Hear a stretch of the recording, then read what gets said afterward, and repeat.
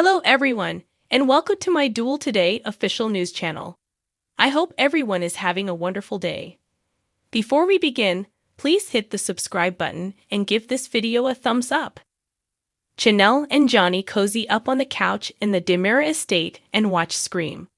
Holly is glumly sitting at the other end of the couch, munching on a bowl of popcorn. She tells Johnny that she'd love to watch another Scream movie with him, and is snarky with Chanel, who despises horror flicks. Chanel has to open the bakery early in the morning, so Johnny walks her out. After Johnny says that fear can unite people, Holly has an epiphany. Paulina extends an unconditional invitation to Abe to spend the night after hearing about the storm outside. Abe insists they take things slow while enjoying a bowl of popcorn, while seated on the couch. To inform Paulina that a murderous madman has fled Bayview, Rafe gives her a call. For a while, the lights go out. Paulina returns to see Whitley standing over Abe with a rolling pin and him unconscious.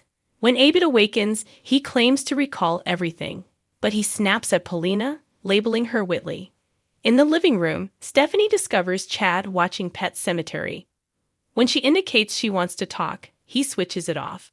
They don't belong together, in her opinion, but she does care for him. She intends to resurrect Abigail as evidence of this.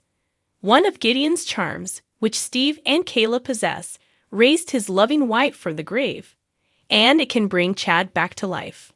Kayla arrives carrying a potion to cast the spell along with Gideon's diary. Kayla receives Stephanie's discovery of Abigail's wedding ring from Chad's closet. When Eric and Sloane arrive to the hospital, the lights are flickering and he learns that his former parishioner has passed away. After Eric leaves, Sloane runs into a sarcastic Nicole. Around the bend, a terrified Eric yells for them to flee. In an attempt to console Tate, Johnny gives her a real knife and a ghoulish mask outside the mansion while Holly pretends to stalk her. Holly feels alarmed at seeing someone outside the French doors from within. Johnny says it's nothing more than the storm. While locking the front doors, Holly is attacked by someone wearing a ghoul mask who slices her arm with a knife. Kayla fills a jar with a potion and covers Abigail's ring at Chad and Stephanie's house. As Abigail explains the spell, smoke starts to billow. Steve shows up carrying pages torn from the diary that describe how Gideon's wife became a murderous, rotting corpse. The door is being approached by damp footsteps. Steve takes Abigail back to the afterlife by drawing a gun. Steve tries to do that, but Chad stops him and grabs the revolver. The lights switch off. Steve is on the floor, lifeless, when they return to action. Setting down the gun, Chad notes that it never went off. Stephanie, frightened, reports seeing Abigail with a decaying face and coated in filth. After snapping Steve's neck, she vanished.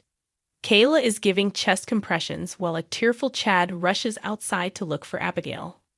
Eric shuts himself, Sloane, and Nicole in a hospital room with a cut on his shirt. He tells how his parishioner tried to bite him and came back to life when he was praying for him. On his way back to them, he then noticed at least 5 more zombies. Sloane scoffs and turns to go out the door, but stops as she sees hands scratching at the window. After the zombies depart, Nicole accuses herself of provoking destiny.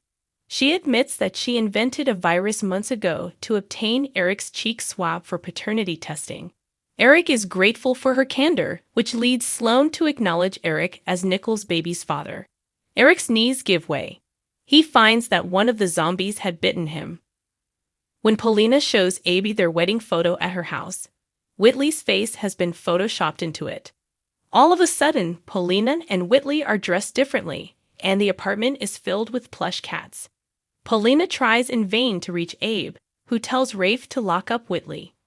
After dressing Holly's arm at the Demerit estate, Johnny leaves to look into a noise.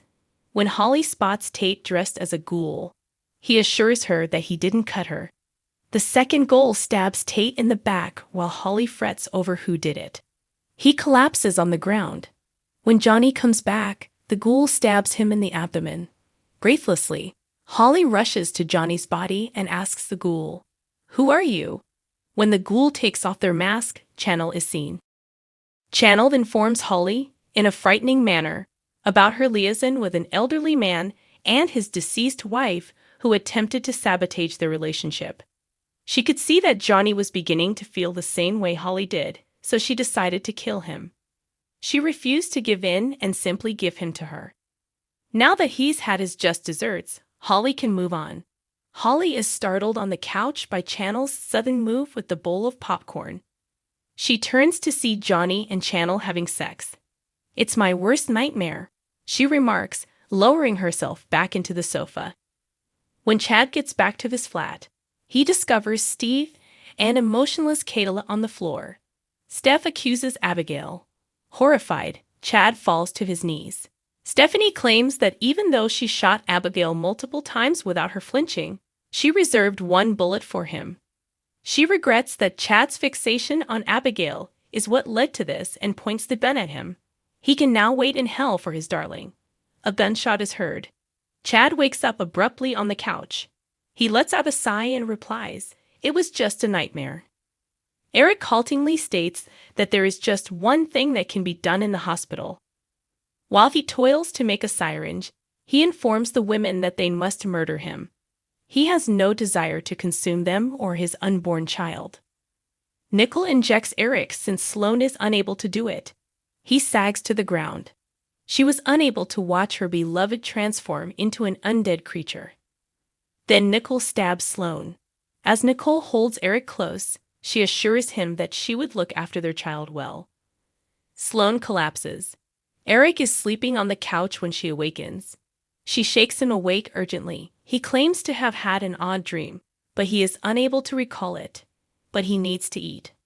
Whitley hits Paulina with the rolling pin while she begs Abe.